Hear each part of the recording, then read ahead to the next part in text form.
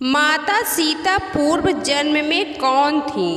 पौराणिक कथाओं के अनुसार कई धार्मिक ग्रंथों में कहा जाता है कि माता सीता पूर्व जन्म में एक महर्षि की पुत्री थीं जिनका नाम वेदवती था। वेदवती ने रावण को उसके समूल नाश का श्राप दिया था और वेदवती ही सीता का रूप लेके अवतरित हुई थी।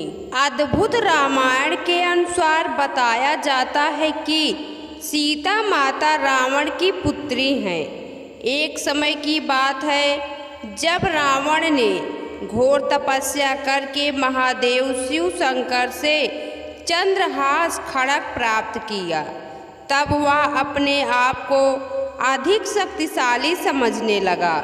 रावण ने ऋषि मुनियों पर अत्याचार करने शुरू कर दिए और वह अत्याचार करता हुआ हिमालय पहुंच गया, जहां पर एक सुंदर कन्या तपस्या में लीन थी। वह इतनी सुंदर थी कि रावण उस पर आसक्त हो गया तथा काम वासना से प्रेरित होकर उस सुंदर कन्या के पास पहुंचा तथा उसकी तपस्या भंग करके उससे उसका परिचय जानना चाहा।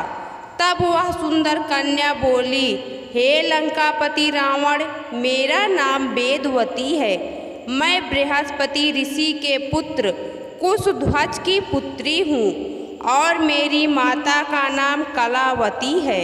हे राक्षस राज, जब मैं विवाह के योग्य हुई तब नाग, असुर, देवता, गंधर्व सभी ने मुझसे विवाह करने की इच्छा प्रकट की, किंतु मेरे पिता चाहते थे कि मेरा विवाह केवल परम परमेश्वर विष्णु भगवान से ही हो। किसी राक्षस के द्वारा मेरे पिताश्री का वध कर दिया गया और मेरी माताश्री भी मेरे पिताश्री के चिता पर सती हो गई।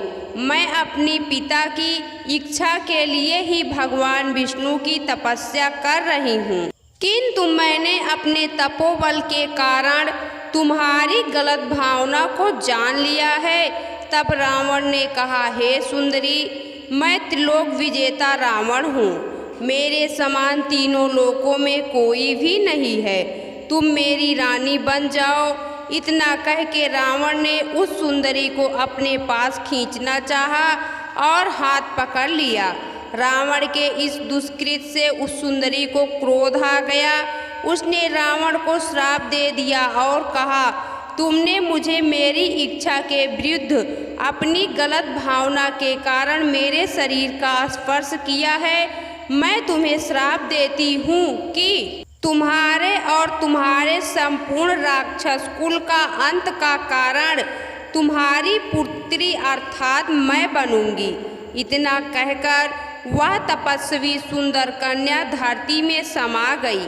इसके बाद कई वर्ष गुजर गए। रावण इस बात को भूल गया। एक बार देवासुर संग्राम चल रहा था। राक्षस और देवताओं में युद्ध हो रहा था। राक्षस ऋषि मुनियों पर अत्याचार कर रहे थे। यज्ञ हवन नहीं हो पा रहे थे। इसी प्रकार से रावण एक बार दंडकारण्य वन में तपस्या कर रहे ऋषि मुनियों के आश्रम में पहुंचा, जहां पर श्रेष्ठ मुनि ऋषि गृत्समद थे, जो लक्ष्मी माँ को पुत्री रूप में पाने के लिए हर दिन मंत्रोच्चार के साथ कुश के अग्रभाग से एक कलश में दूध की कुछ बूंदें डालते थे। रावण ने उस आश्रम के सभी ऋषि मुनियों को मारकर उनका रक्त उस कलश में भर लिया तथा लंका आ गया। उसने यह कलश रानी मंदोदरी को किसी गुप्त स्थान पर रखने के लिए दे दिया और कहा, इसमें विष है, तथा स्वयं किसी पर्वत पर चला गया। रानी मंदोदरी रावण के अत्याचारों से परेशान हो गई थी, इसलिए उसने विष समझकर उस कलश का द्रव्य पी लिया, किंतु उसकी मृत्यु के बदले उसने गर्भ धारण कर लिया, जिससे मंदोदरी परेशान हो गई। इस रहस्य का किसी को पता न चल पाए इसलिए उसने गर्भ के जीवद्रव्य को एक कलश में भरकर बहुत दूर राजा जनक के राज्य में भूमि में गड़वा दिया। जब राजा जनक ने अकाल से परेशान होकर यज्ञ करवाया तथा धरती पर हल चलाया तो उनका हल धरती पर गड़ गया। वहाँ पर खुदाई की गई, तब धरती में से एक संदूक निकला जिसमें एक छोटी सुंदर कन्या थी। राजा जनक ने उसे अपनी पुत्री के रूप में अपना लिया और उसका नाम सीता रखा। दोस्तों, आपको यह पौराणिक कथा कैसी लगी कमेंट बॉक्स में ज़रूर बताएं। वीडियो को लाइक करें, शेयर करें और हमारे चैनल को सब्सक्राइब करना ना भूलें। वीडियो देखने के लिए आपका बहुत बहुत धन्यवाद।